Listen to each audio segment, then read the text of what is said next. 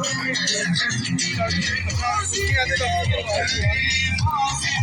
Match जो इस वक्त तकरीबन शाम को पहुँच गया।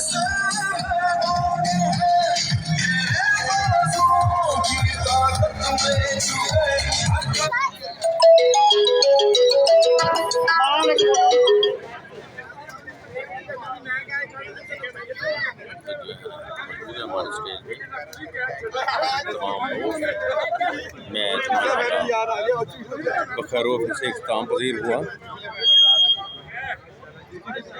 काफ़ी तादाद में शायकीन जो हैं मैच को देखने के लिए दूर दराज इलाकों से आए हैं और खेलों के दिलदादा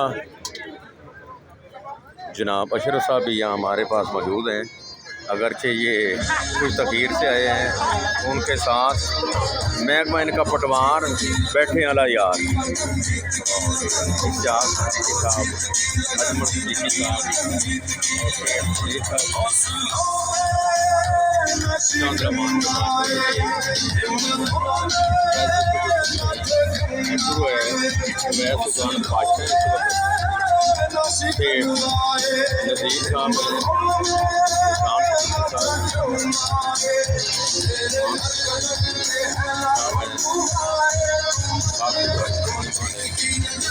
अच्छा मैच हुआ है आमर सदीक को चैंपियन का तेरा जाता है जो काफ़ी कोसा रहे हैं।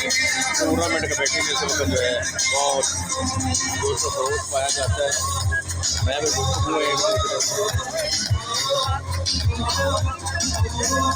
जो कभी चांदे बदला पता देगा।